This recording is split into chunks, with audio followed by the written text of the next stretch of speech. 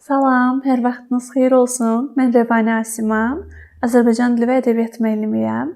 Azərbaycan dilini daha yaxşı öyrənmək istəyən şəxslər üçün video dərslər hazırlayıram. Yəni YouTube sinifimə xoş gəlmisiniz. Əvvəlki dərsimizdə leksika haqqında ümumi məlumatlardan danışmışdıq.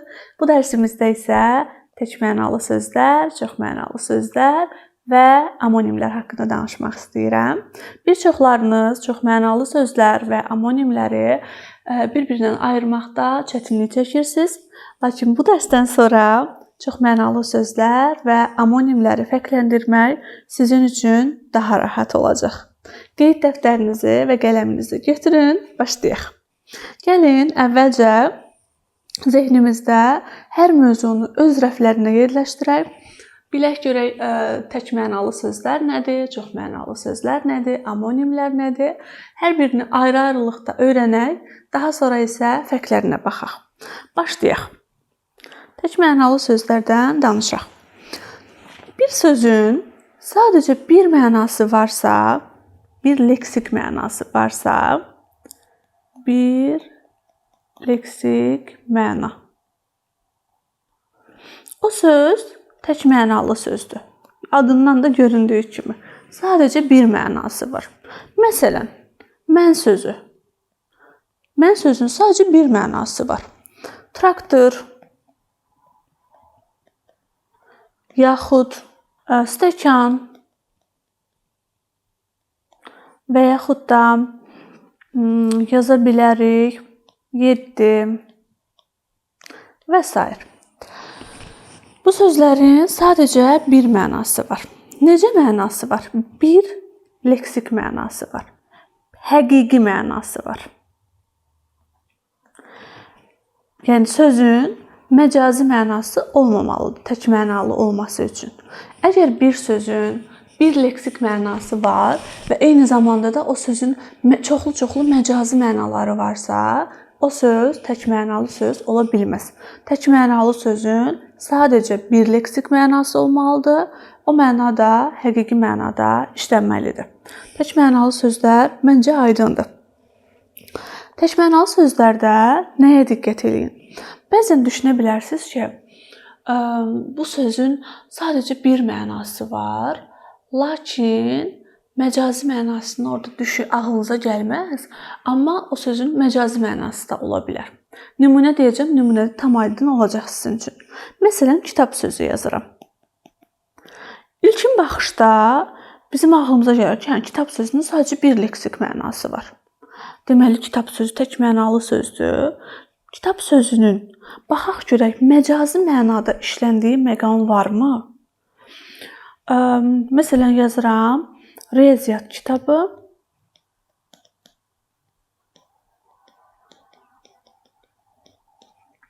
Riyaziyyat kitabı həqiqətən toxuna bilirik. Həqiqətən riyaziyyat kitabı var.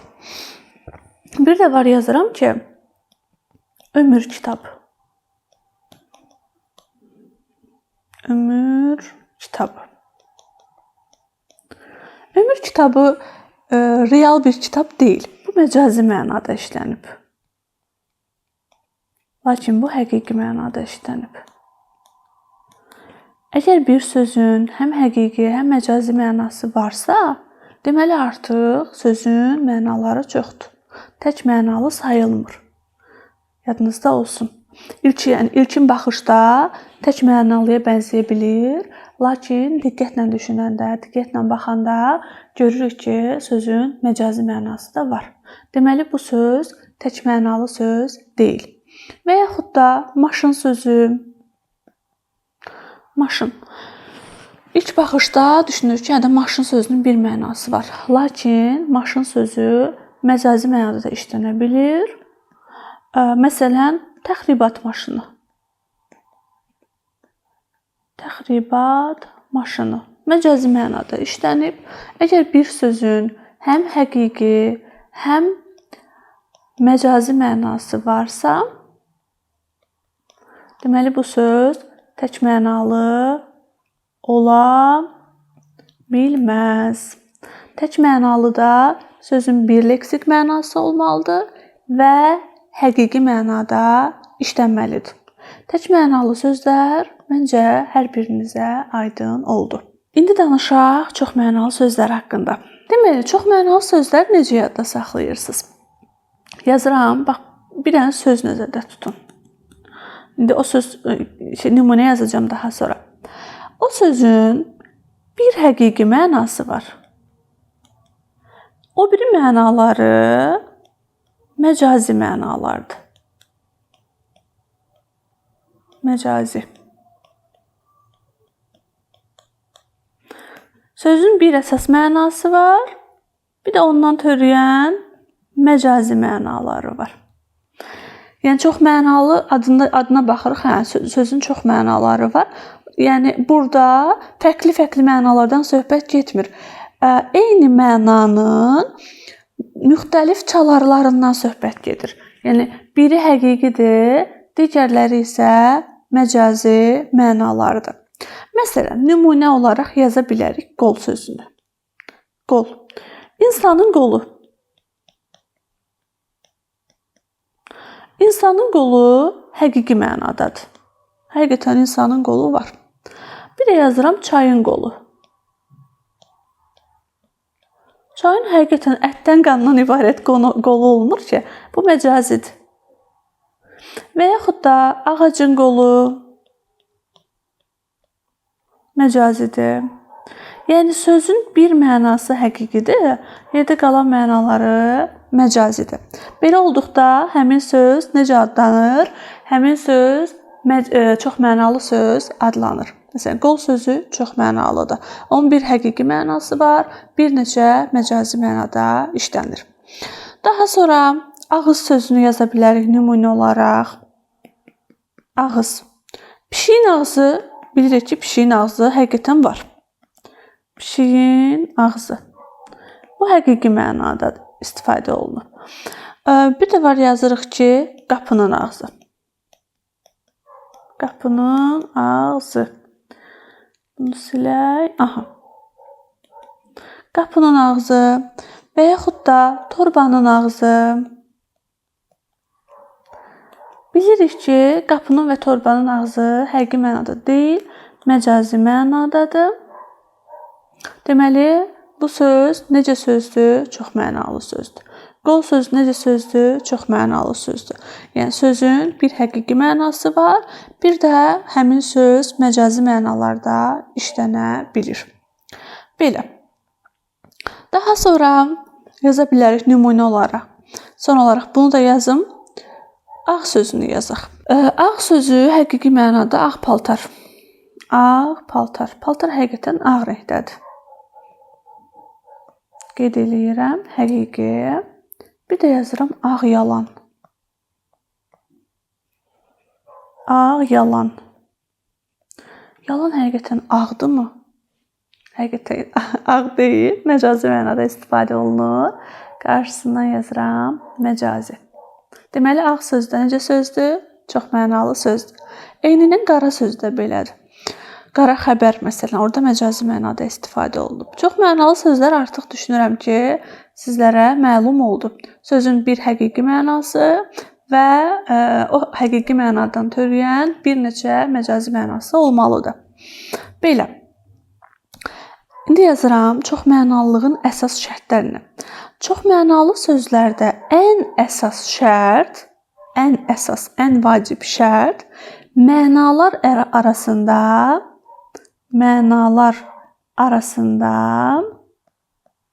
əlaqə, bağ olmalıdır. Baxın, bu qeyd etdiyim nümunələrə baxın. Hər biri arasında bir bağ var. Pişiyin ağzı, qapının ağzı, torbanın ağzı. Hamısında bilirik ki, birinci həqiqi, digərləri məcazidir. Amma onlar arasında mütləq bir bağ olmalıdır. Bu xüsusiyyət amonimlərlə çoxmənalıları fərqləndirən ən əsas xüsusiyyətdir. Amonimlərdə bağ olmur, tamamilə ayrı-ayrı mənalardır. Çoxmənalılıqda isə bir əsas mənanın törəmə mənalarıdır. Yəni arasında mütləq bağ olmalıdır. Sonra çoxmənalı sözlərdə yadınızda saxlayın ki, çoxmənalı sözlər ancaq eyni nitq hissəsinə aid olmalıdır. çoxmənalı sözlər ancaq eyni nitq hissəsinə aid olmalıdır.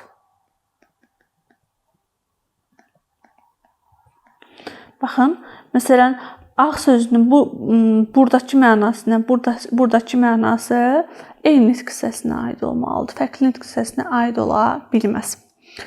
Daha sonra çoxmənalı sözlər daha çox isim,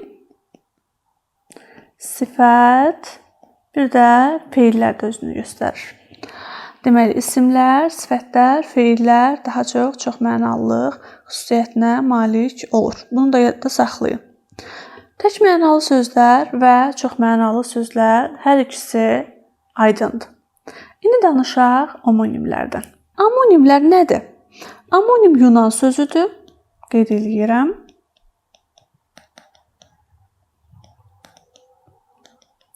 Yunan sözüdür. Oxşar ad mənasına gəlir. Oxşar ad mənasına gəlir. Yaxşı, termin olaraq nədir homonimlər? Homonimlər, baxın, yazılışı, deyilişi, eyni, mənaları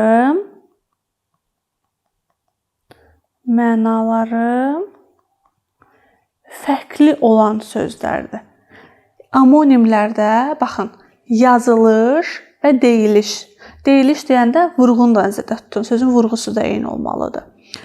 Deməli, sözün yazılışı, deyilişi, vurğusu, hətta başlanğıc formanı da nəzərdə tutun. Başlanğıc forması eyni olan, leksik mənaları isə fərqli olan sözlərdir. Yaxşı, gəl nümunə ilə baxaq, daha aydın olsun. Məsələn, yazıram yaş sözü. İndi iki cür istifadə eləyək. Uşağın yaşı. Uşağın yaşı. Bir də yazıram yaş odun. Baxaq, hər ikisində yaş sözü. Hər ikisində deməli eyni cür yazıldı, eyni cür də tələffüz olundu. Mənalarına baxaq. Uşağın yaşı və yaş odun. Birində uşağın neçə yaşı olduğu məlum olur, o birində isə nəm mənasındadır. Tamamilə fərqli mənalardadır. Tamamilə fərqli mənalardadırsa, aralarında heç bir bağ yoxdursa, çoxmənalı söz ola bilməz. Nədir? Homonimdir. Baxın, yazılışları və deyilişləri eyni oldu, leksik mənaları isə fərqli oldu. Daha sonra dolu yağırdı.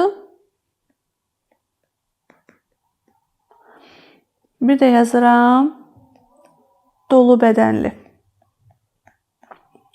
Tamamilə fərqli mənalardır. Eyni cür yazılır, eyni cür tələffüz olunur, lakin mənaları tamamilə fərqlidir. Hətta nitq hissələri də fərqlidir. Aşıq.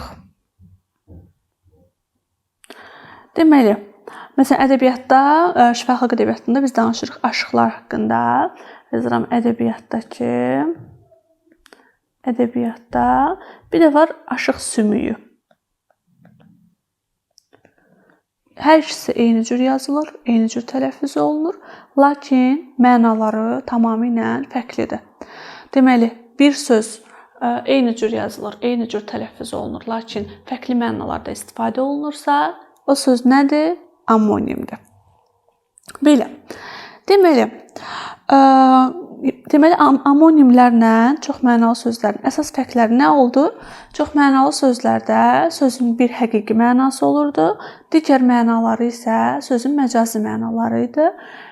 Homonimlərdə isə sözün bir neçə mənası ola bilər, lakin o mənalar arasında heç bir bağ, heç bir əlaqə olmamalıdır. Sözlərin yəni iki nümunədə işlənən sözün vurğusu eyni olmalıdır, başlanğıc forması eyni olmalıdır. Yazılış, deyiliş eyni, lakin mənaları fərqli olmalıdır. Artıq düşünürəm ki, homonimlər və çoxmənalı sözləri tamamilə fərqli rəflərə yerləşdirdik. Belə. İndi homonimlərə aid xüsusiyyətləri də qeyd eləyək. Deməli, Amonimlər çox mənalı demişdik ki, çox mənalı sözlər ancaq eyni nitq hissəsinə aid olur. Amonimlərdə isə deyirik ki, amonimlər həm eyni, həm müxtəlif nitq hissəsinə aid olur. Məsələn, aşıq, ədəbiyyatdakı aşıq və aşıq sümüyü hər ikisində isimdir, lakin dolu yağırdı orada isimdir, dolu bədənli orada sifətdir. Yəni amonimlər həm eyni, həm müxtəlif nitq hissəsinə aid ola bilər. Çox mənalı sözlər isə ancaq eyni nitq hissəsinə aid olmalıdır. Daha sonra amonimlərə aid ikinci xüsusiyyət, amonimlər düzəltmə də ola bilər. Amonimlər düzəltmə də ola bilər. Düzəltmə də ola bilər. Testdə bəzən qayda şəklində düşür, sizi yanıltmasın, çaşdırmasın. Amonimlər düzəltmə də ola bilər. Doğru fikirdir. Məsələn, nümunə olaraq yaza bilərik. Buruq sözünü. Neft buruqları, bir də buruq saç. Hər ikisində burmaq feilindən yaranıb. Leksik şəkilçi uq şəkilçisidir və hər iki söz nə sayılır? Amonim sayılır. Çünki başlanğıc formaları eynidir. Sözlərin yazılışları və tələffüzləri də eynidir. Mənaları isə fərqlidir. Bir də yadınızda saxlayın ki, amonimlərdə sözün hər iki mənası həqiqi mənada işlənməlidir. Amonimlərdə sözün hər iki mənası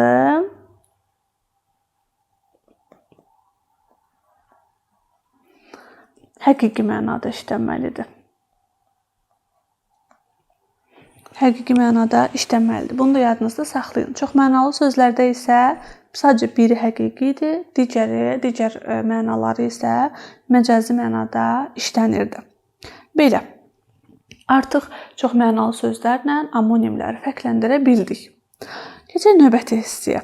Bəzi sözlər var ki, o sözlər həm çox mənalı söz kimi istifadə oluna bilir, həm də amonim kimi işlənə bilir. Yazıram söz. O sözün iki həqiqi mənası olmalıdır. Qalan mənaları isə məcazi məna olmalıdır. Bax, bu tip sözlər həm çox mənalı, həm amonim olan sözlərdir. Məsələn, ağız sözü. Bayaq demişdim, insanın ağzı və torbanın ağzı. Bu çox mənalılıq xüsusiyyətdir. Biri həqiqidir, digəri isə məcazi mənadır. Bir də var, ağız inəyin ilk südünə deyirlər. Doğumdan sonraki ilk südünə deyirlər. Deməli, burada isə bu artıq məcazi məna deyil, həqiqi mənadır. Yeni bir mənadır. Ona görə ağız sözü həm də amonim söz sayılır. Və yaxud da bel sözünə baxa bilərik. Bel, insanın beli, artıq yazmıram, sadəcə şifahi deyəcəm. İnsanın beli həqiqi mənadadır. Daha sonra dağın beli məcazi mənadadır. Kürək mənasında isə artıq ikinci həqiqi mənadır. Deməli, bu söz həm də amonim söz sayılır. Və yaxud da düz sözünə baxaq. Düz. Həqiqi mənada düz yol, bir də düz söz. Söz həqiqətən düz olmur ki, məcazi mənada deyirik, düz söz. Deməli, həm çox mənalıdır, bir də muncuq düzmək. Muncuq düz. Burada isə feildir.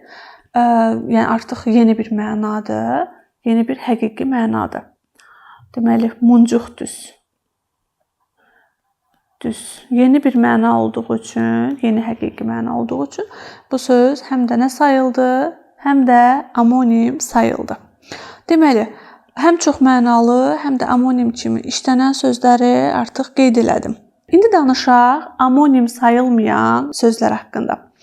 Əslində bu da rahatdır. Burada bir siz nəyi xatırlayın? Amonim nədir? Yazılışı, deyilişi, vurğusu, başlanğıc forması,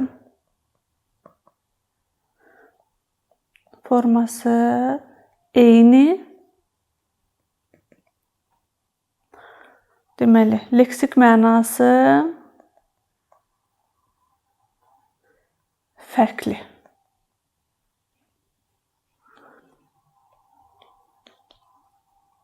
Baxın, sadəcə bu qaydaya diqqət eləsəz, heç problem olmayacaq. Söz biləcəksiniz ki, amonimdir ya deyil. İndi baxaq. Məsələn, deyirəm ki, yaşıl alma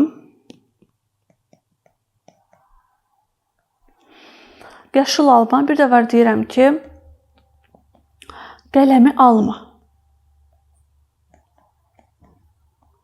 Eyni cür yazılıb.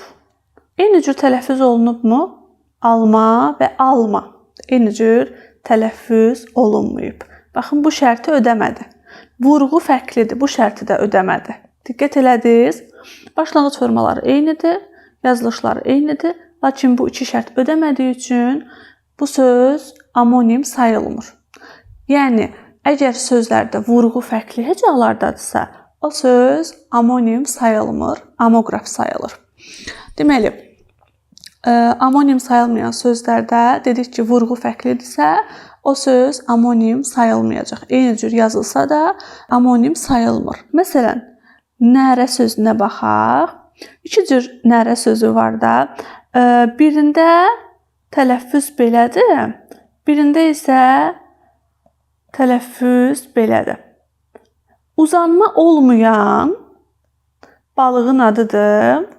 Uzanma olan isə qışqırtı deməkdir. Uzanma olan qışqırtı, uzanma olmayan balığın adı. Baxın, yazılışları eynidir. Tələffüzlər fərqlidir.